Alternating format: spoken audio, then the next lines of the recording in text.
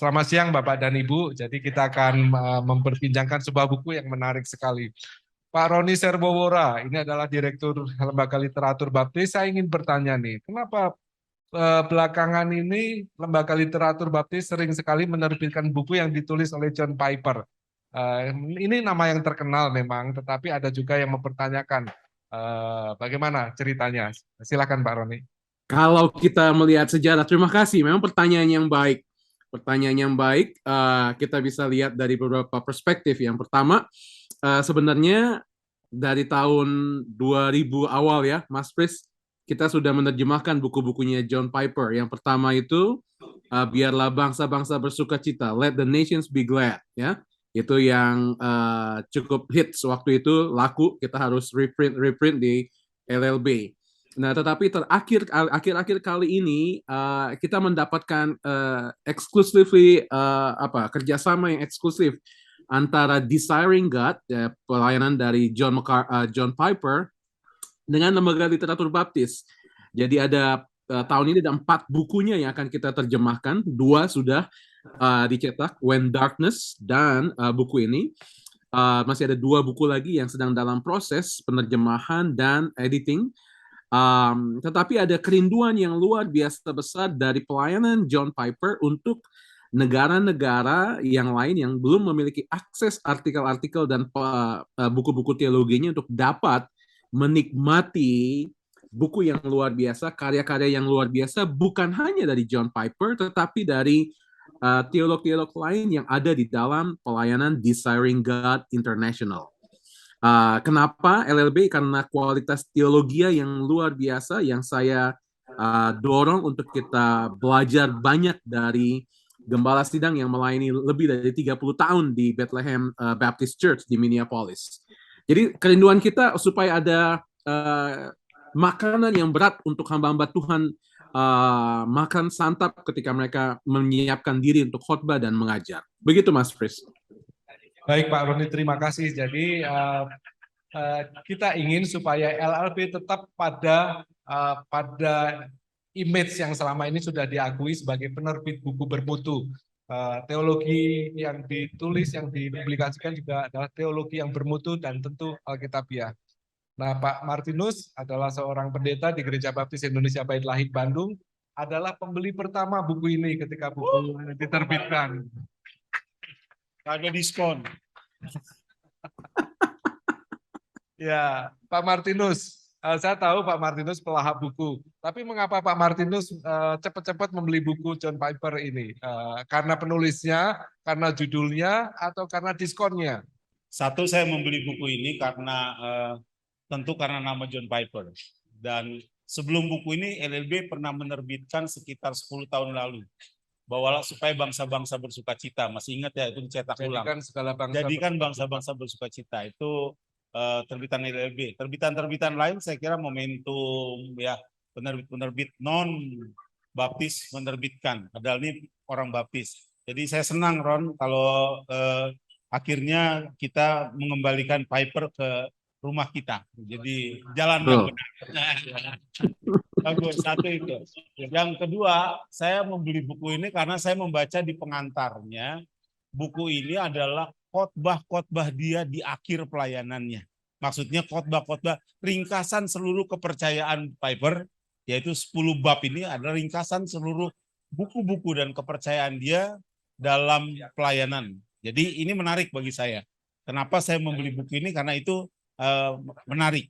Yang ketiga, karena pikiran-pikirannya memang di kalangan kita masih belum terlalu populer. Jadi saya ingin supaya ketika kita membaca buku ini, kita bisa mendiskusikan. Ada baiknya kalau di BPD dibuka kesempatan untuk mendiskusikan buku Piper. Itu sebabnya saya membeli buku ini walaupun tanpa diskon. Makasih Mas. Hari ini Pak Martinus bisa beli buku 10 dan kami dapat berikan diskon 20%, Pak. Oh begitu ya. Catat Pak Muksin ya. Pak Muksin. Ya. Pembina ada berapa, Pak? Ada 8. Ya, baik. Kita akan berikan diskon kepada pembina, pengurus, pengawas YBI dan YRSBI paling tidak untuk acara hari ini. Nah, Pak Martinus, ada banyak sekali pemikiran yang dituangkan John Piper ini. Bagian mana yang paling menarik dan paling nyambung dengan pergumulan Pak Martinus? Ya bukan hanya pergumulan saya, tapi mungkin pemikiran kita semua. Membaca John Piper itu kita kayak terlempar ke abad-abad lampau, ke kepercayaan-kepercayaan yang luar biasa. Pertama misalnya Jonathan Edwards. Kalau kita baca buku Jonathan Edwards, kita sangat terpukau. Ya, itu artinya Jonathan Edwards mengatakan tentang kekagumannya akan Allah.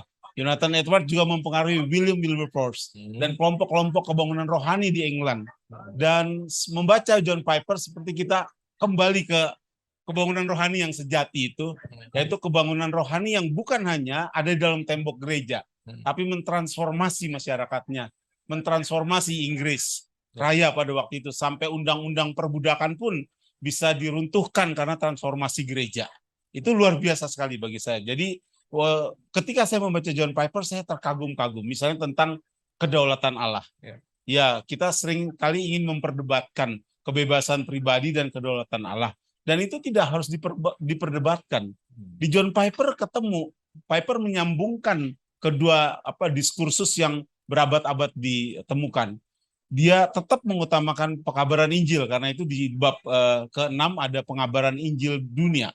Itu ditekankan oleh Piper. Jadi kita senang karena dengan membaca buku ini kita melihat satu hal yang luar biasa. Satu lagi yang bagi saya yang penting adalah tentang ini dia mengakui bahwa kontroversi, yaitu hedonisme Kristen.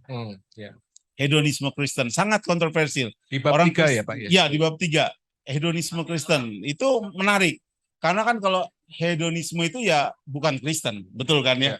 Hedonisme itu bukan Kristen. Ya. Jadi kayak dagadu tuh, kaos dagadu di Jogja ya, muda berfoya-foya, tua kaya raya, mati masuk surga. Nah itu hedonisme. Tapi Piper menarik itu ke dalam diskursus tentang hedonisme dan Kristen. Dan Piper membatasi, yang paling menarik adalah John Piper membatasi hedonisme Kristen itu adalah bagaimana kita puas akan Allah dan akan firman-Nya. Menarik sekali bagian itu. Bagaimana kita puas, jadi batasannya bukan manusia bagi Piper. Batasannya adalah ketika orang itu mengalami kepuasan di dalam Allah. Dan kepuasan itu diterjemahkan dalam hidup sehari-harinya dia. Nah, saya tertarik dengan bagian itu. Ini yang seringkali kita ingin menjadikan hidup kita seperti robot rohani gitu ya. Kita bukan robot. Tuhan memakai kegembiraan, semua afeksi, semua ucapan syukur dari hati kita. Dan itu membuat kita bersukacita. Nah, itulah yang saya pahami di bab 3 dan di bab yang kelima tentang kedaulatan Allah. Baik, ini perspektif seorang pembaca. Seorang editor, Pak Roni Serbowora, punya perspektif lain lagi juga. Silakan Pak Penyunting, bagian mana sebenarnya yang paling penting bagi seorang penyunting buku John Piper seperti Anda? Jadi saya harus tekankan saya editor terjemahan ya, bukan saya editor tulisannya John Piper itu ya, beda dua hal ya. Saya nggak mungkin bisa mengedit tulisannya John Piper, walaupun sama-sama John. Tetapi Pendeta Martinus tadi mengatakan sesuatu yang penting bahwa dia John Piper mengutip teolog-teolog masa lampau, orang-orang Puritan. Tetapi dari gaya ini khotbah, betul khotbah Pendeta Martinus ini yang saya ingin ingatkan kita ya. Setelah dia melayani 30 tahun, dia tahu ada masa akhir dari pelayanan dia di dalam sebuah jabatan. Kadang-kadang Pendeta Martinus kita tuh minta maaf lupa kalau kita harus stop dalam pelayanan ya, dalam jabatan. Kita harus yang pertama saya ingin menolong kenapa kita terjemahkan buku ini, kenapa kita terbitkan buku ini untuk menolong hamba-hamba Tuhan bahwa yuk kalau ada 10 khotbah dari John Piper yang bisa dia tuangkan dalam satu buku, Anda yang mau menyelesaikan pelayanan, kalau nggak salah Pendeta Martinus udah mau pensiun nih 2 tahun lagi nih ya. Yuk tulis buku LLB terjemahkan. Siap. Tetapi ini Mas Pris, selama ini kita mengenal dikotomi teologi dan misi, teologi dan praktika. Banyak pendeta mengatakan saya nggak mau berteologi, saya mau berpraktika saja. Bab yang tadi dikutip oleh Pendeta Martinus dalam bab 6 berbicara mengenai misi global. adalah hal yang luar biasa menurut saya dari seorang teolog yang luar biasa terkenal dan dalam berkhotbah, tetapi memberikan penekanan mengenai misi bukan hanya di dalam teori saja khotbah-khotbahnya, tetapi prakteknya jelas sekali. Dia mengutus banyak utusan Injil untuk dari gerejanya untuk pengabaran Injil. Dan terakhir, Mas Pres, saya pikir ini bukunya John Piper, karena tadi dikatakan kumpulan khotbah, mengubah cara pandang kita bahwa pendeta baptis khotbahnya hanya 3 poin saja, Bung Tinus. Ini enggak 3 poin. Khotbahnya aja sampai 8 poin, tetapi gerejanya bertumbuh. Jangan sampai kita khotbah 8 poin, jemaat udah ngantuk, tidur sana sini. Nah, ini luar biasa. Jadi saya 10 poin, 10 ada yang poin, 5 poin, ada 15 poin. dan gaya puisinya pun luar biasa. Gaya puisinya ini terus terang saya memakai penerjemah yang baik dan kita jungkir balik untuk menerjemahkan tulisan-tulisan dari beliau. Terima kasih, Mas Pris. Terima kasih Pak Roni. Jadi ini menarik sekali, salah satu buku yang penting mengingatkan kita bahwa memahami kemahakuasaan Allah, keluar biasaan Dia, itu cukup membuat kita berbahagia. Kalau tadi disebutkan hedonisme Kristen seperti apa, ketika Rasul Paulus mengatakan bagiku hidup adalah Kristus, mati adalah keuntungan.